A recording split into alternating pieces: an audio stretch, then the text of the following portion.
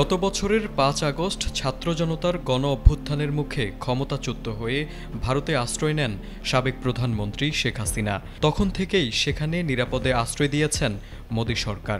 এরই মধ্যে গত ১৭ নভেম্বর শেখ হাসিনাকে মানবতা বিরোধী অপরাধের মামলায় ফাঁসির রায় দিয়েছেন আন্তর্জাতিক অপরাধ ট্রাইব্যুনাল।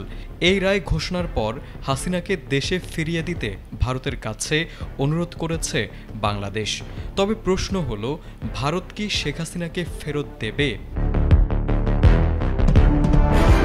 বাংলাদেশ সরকারের পক্ষ থেকে শেখ হাসিনাকে ফেরাতে ইতোমধ্যে শুরু হয়েছে নানা তৎপরতা।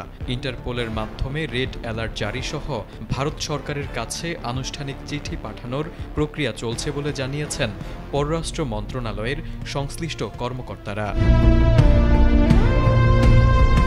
এদিকে শেখ হাসিনার প্রত্যর্পণের বিষয়ে দিল্লির একাধিক কূটনীতিকের সাথে কথা বলে প্রতিবেদন প্রকাশ করেছে দেশের একটি গণমাধ্যম।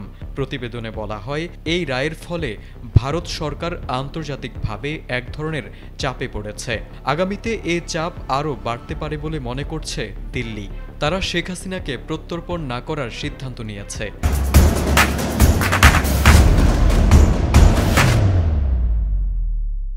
তবে প্রত্যর্পণের বিষয়ে বাংলাদেশের দাবিকে সরাসরি প্রত্যাখ্যানের সুযোগ সীমিত হওয়ায় নানা ধরনের অজুহাত দাঁড় করানোর চেষ্টা করছে মোদি সরকার।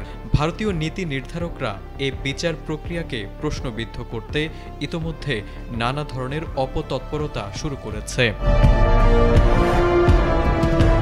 সোমবার হাসিনার রায় ঘোষণার পরপরই পররাষ্ট্র মন্ত্রণালয় এক সংবাদ বিজ্ঞপ্তিতে ভারতে পলাতক মৃত্যুদণ্ডপ্রাপ্ত শেখ হাসিনা ও আসাদুজ্জামান খান কামালকে হস্তান্তরের দাবিতে দিল্লির কাছে আহ্বান জানিয়েছে।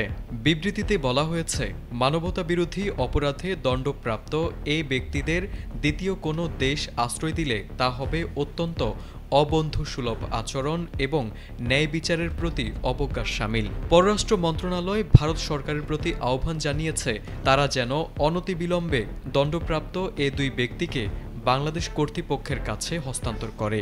এতে আরও বলা হয়, বাংলাদেশ ও ভারতের মধ্যে বিদ্যমান প্রত্যর্পণ চুক্তি অনুযায়ী দণ্ডপ্রাপ্ত ব্যক্তিদের বাংলাদেশ কর্তৃপক্ষের কাছে হস্তান্তর করা ভারতের অবশ্য পালনীয় দায়িত্ব।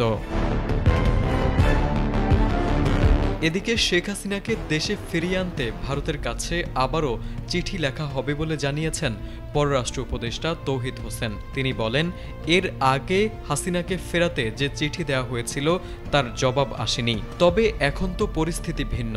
এখন শেখ হাসিনার শাস্তি হয়েছে, ভারতের সঙ্গে আমাদের চুক্তিও আছে।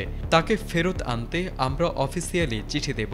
তবে চিঠিটি কবে পাঠানো হবে তা এখনো নিশ্চিত হওয়া যায়নি। তারেক আজিজ, এটিএন বাংলা।